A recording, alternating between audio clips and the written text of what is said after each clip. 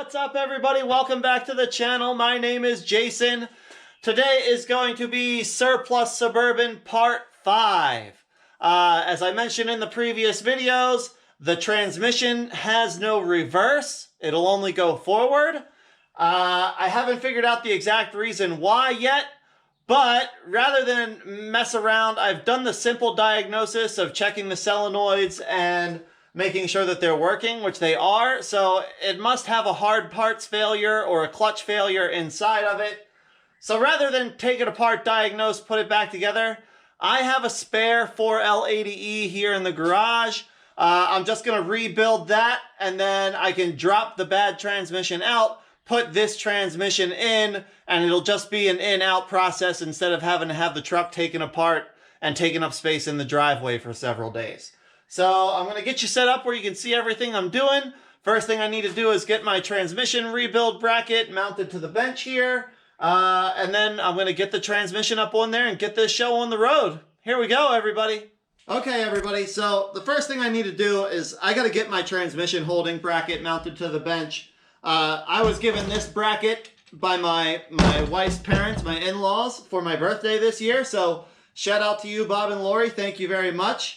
I'm going to get it mounted on the bench here, and then I'll get the transmission strung up onto it. It just makes it a lot easier. You can rebuild it without, but I like to have the bracket. It just, like I said, it just makes it a lot easier. So.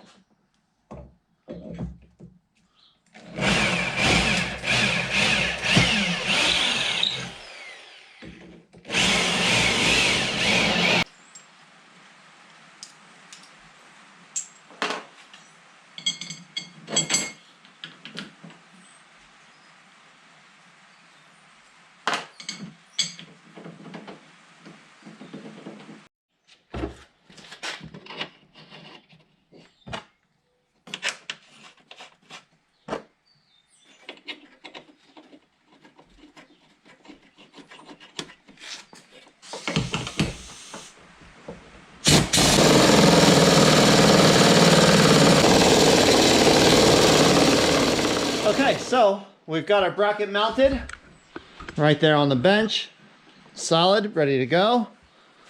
Now we need to take our bracket itself. Now on the side of the transmission, there's a little hole right there and a corresponding hole on the other side right there.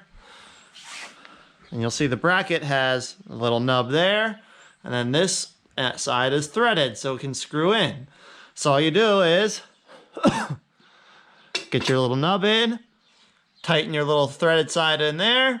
That holds your transmission, and then you're able to work on it nice and vertical. It's much easier to put the bracket on the transmission and then move the whole works up into the bench than it is the other way around.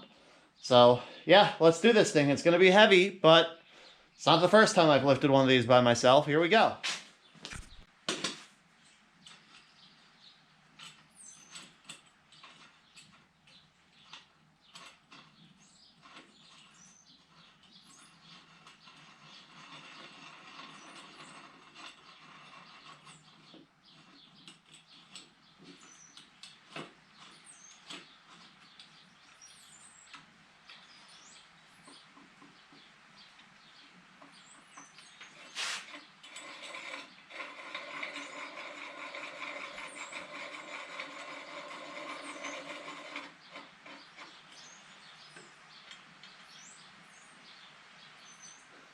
All right, folks, so here's where we're at.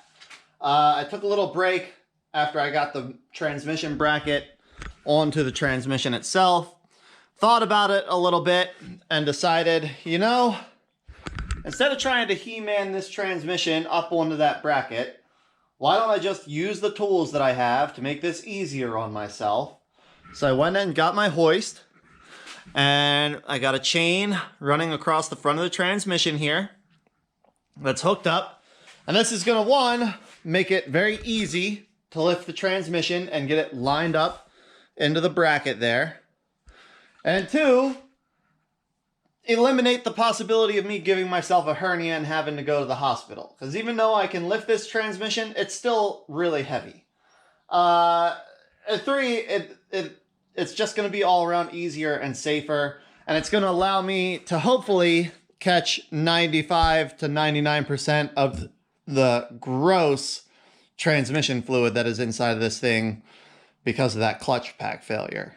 So we're going to try it this way and see if this works a little bit better than just trying to He-Man the thing up onto there.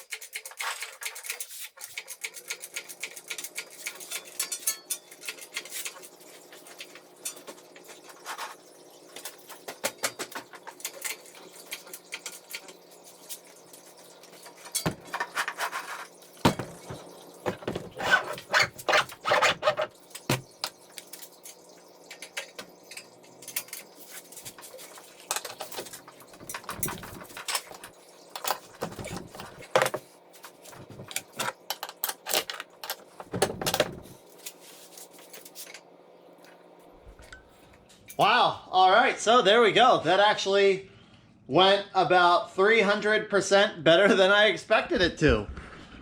Transmission is on the bracket. Aside from the little pin that just didn't want to go into its home, this thing is on there. I didn't spill a drop of fluid. I'm honestly really impressed and really proud of myself for this. Definitely glad I decided to do it this way instead of just trying to lifting the thing up by hand. So we've got it in place. I'm probably going to switch you to the head mount and start getting this thing taken apart. All right, folks. So like I said, first order of business is to get this transmission pan off. Before I can take that off, I need to get the shifter bracket right here off. So that shifter bracket's held on with 2 bolts. These are Torx bolts. They use a T40 Torx. I'm really hoping I sprayed everything down with penetrating oil because I really don't want to do any thread repair on this case, so hopefully everything cooperates. There's 1. 2.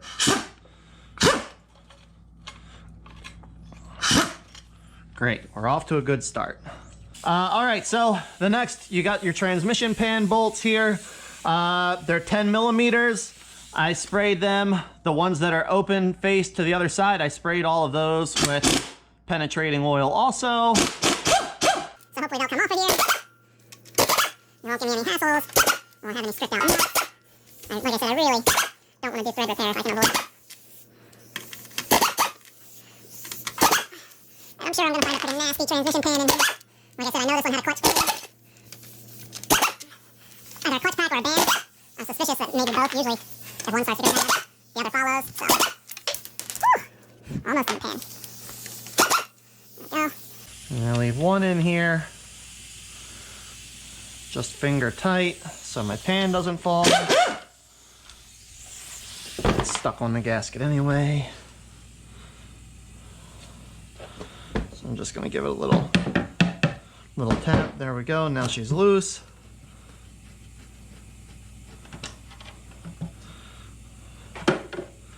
And there's my pan. Oh yeah, super black. There was nothing left of those clutch packs in there. So all of this is gonna get cleaned up before I reassemble it. So there's that. I got my filter right here. That doesn't need to be in there anymore. So we'll get that out. Let that sit down in there and drain. Okay, so the next thing we need to do, at least when I do this, is get all of my wire harness out. I don't want that to get damaged. So I'm gonna get my wire harness out, and then I'm gonna get the front pump pulled out. So you just got a few little clips. There we go. Yeah, and these are gonna be pretty delicate. especially if the transmission's been hot. So just be prepared for that. Try to be as gentle as you can be. All right, so now got my solenoids all disconnected. I need a 13 millimeter. I'll get my pump bolts out here.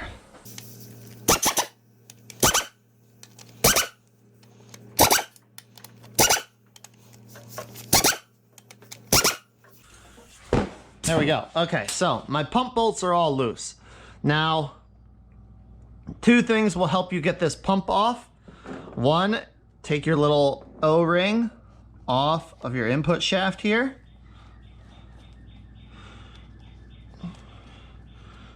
It should be relatively easy to slide that off out of your way. If you're doing a full rebuild, your kit should come with a new one. Now, if you don't have a pump puller tool, you can get inside of here and right in this little drain and over on this drain, you can stick a pry bar in there and gently push up.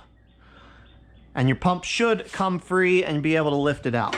So, pry bar. That side moved a little bit.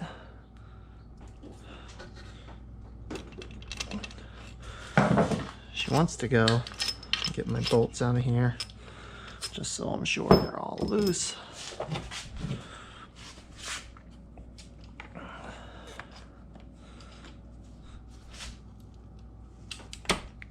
There we go. She's moving.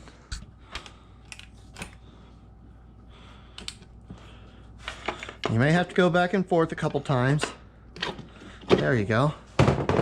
Once it comes loose, just grab it with both hands. Watch out that you don't get nasty transmission fluid all over yourself. And then you can put that over here on your bench. Now, I'm not gonna tear the pump apart tonight, but I will take the pump completely apart to make sure that it hasn't had any damage, that all the seals inside of it are still good before I put this thing back together. The actual reassembly is probably gonna be a separate video. So from here, it's really personal preference. Some people like to do one way, some people like to do another way. I'm going to flip the transmission 90 degrees so the valve body is pointed upwards. That way, when I take all the bolts out and I take the valve body off, I don't lose any of my check balls. Okay, so for your valve body, you've got a bunch of 10 millimeters and a bunch of 8 millimeters, okay? My personal preference, I like to take the 8 millimeter bolts out first. They're all right here, 6 of them. And then you gently twist this pressure sensor to get it to unstick from the valve body. If you try to pry it up and off, you're more than likely gonna damage your little pressure sensors, and then you're gonna need to buy a new one. So get your 8 millimeter bolts loose and out of your way, and then gently twist it to get it loose.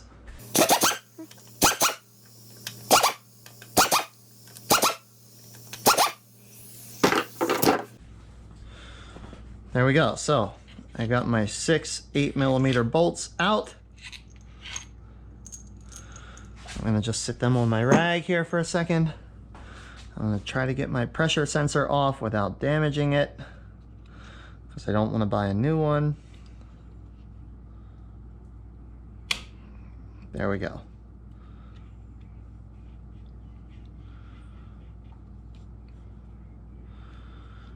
There we go, see? So now none of my little pressure receptors here are damaged. They all seal down with an O-ring. So I'll be able to put this back on. I'm not gonna have to buy a new one. All right, so now I can take the rest of my 10 millimeter bolts holding the valve body loose, and I can also take my 10 millimeter bolts holding the accumulator loose.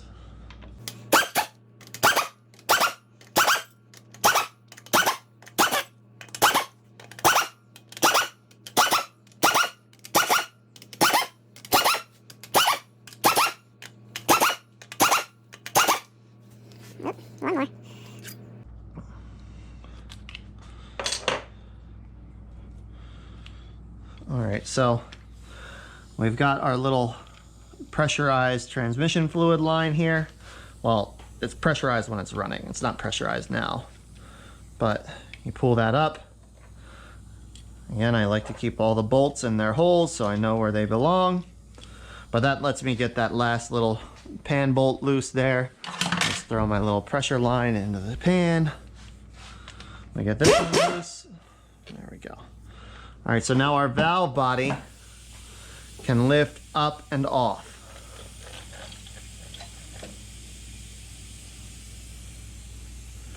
There we go. So before you go swinging this thing around, take a peek underneath, make sure none of your check balls are stuck to the bottom of it. Then you're gonna bring this over. This can rest right in the transmission pan for now also. I can't remember exactly how many there are. I think there's 7 in here. 1, 2,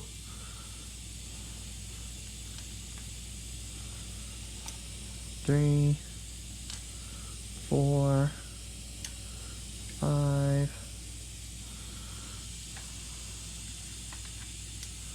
6, 7, 8. Oh, 8. It really doesn't hurt to just get your magnet down into all these little nooks and crannies. You don't want to be chasing check balls around on your floor or trying to find replacements, which a lot of people replace the steel check balls with Delrin check balls anyway. I'm probably not going to do that, but there we go. Okay, so we got all our check balls out. We're not worried about losing anything. Now I can also pull out my servo here. Get the spring. I got everything from there. Again, I can put all this stuff right in the pan. There's only one place that it all goes. And now I can get my accumulator piston up. So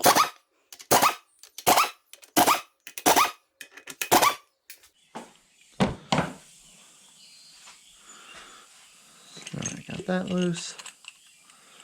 Just keep my bolts right with it.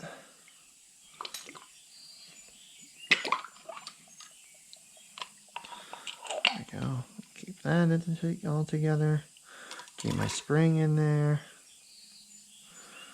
Okay, that's all good. Now notice there's still a ton of transmission fluid in this thing.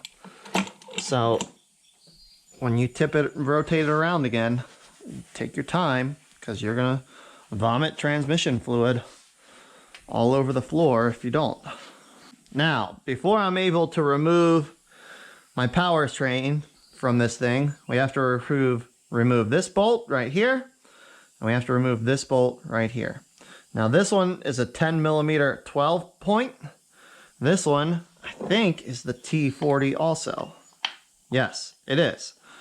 So we'll get those 2 bolts pulled out as well. And then we'll tip this thing back up vertical. Okay, sorry about that, guys. I misspoke. This one is a 12.3/8 bolt.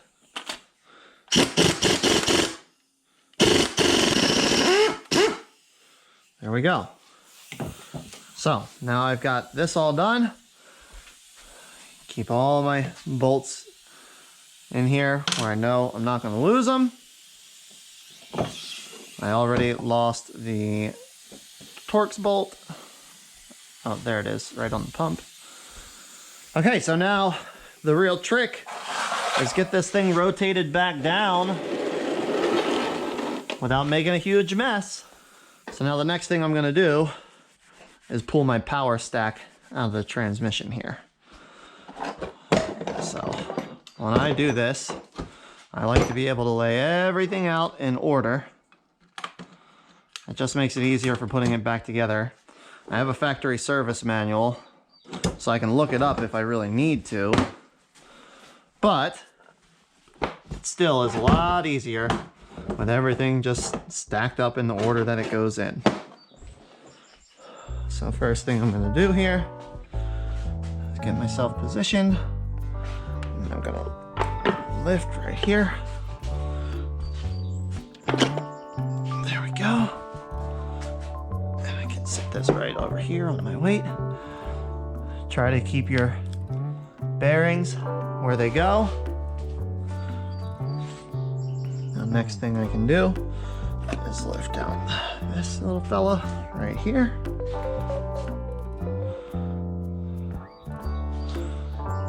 It's nice when they come out together. Oh my.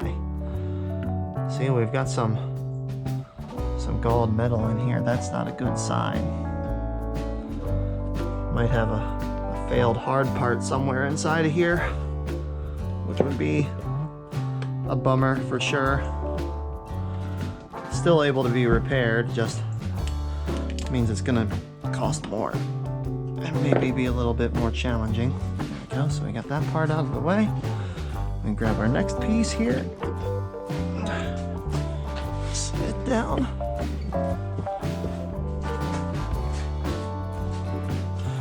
Some people prefer to remove the input and output speed sensors before they start pulling all these parts. I haven't ever felt the need to do so. And we can grab, if you've got nice strong fingertips, you can grab your next piece here.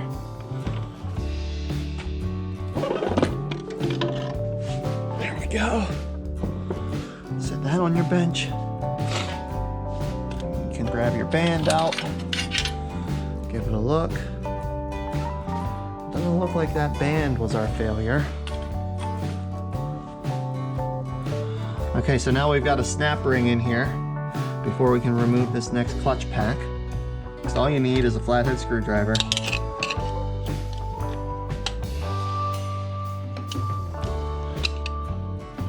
Just to get it started.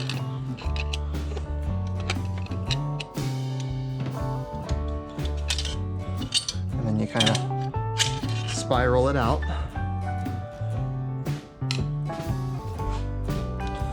And when I do this, I like to pull all the clutches out together as a unit there. Yep, got all of them.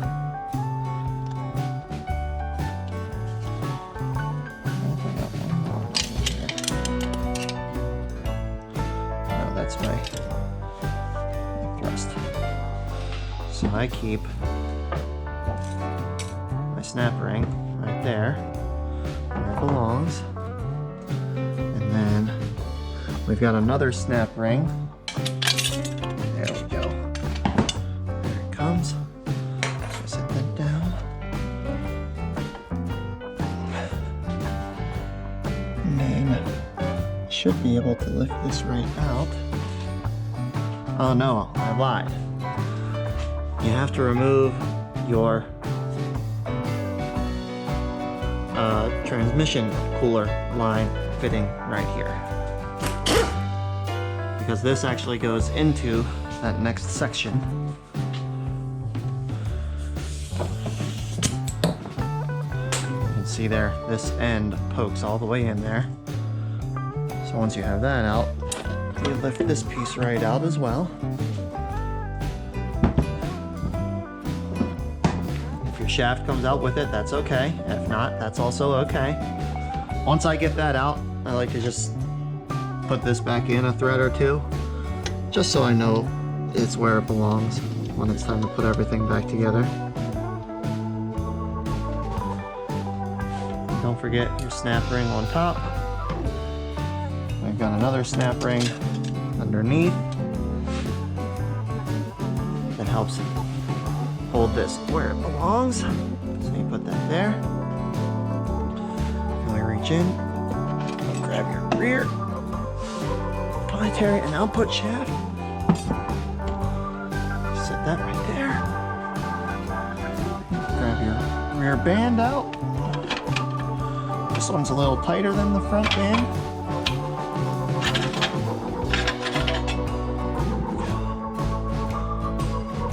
that one looks like it's been hot.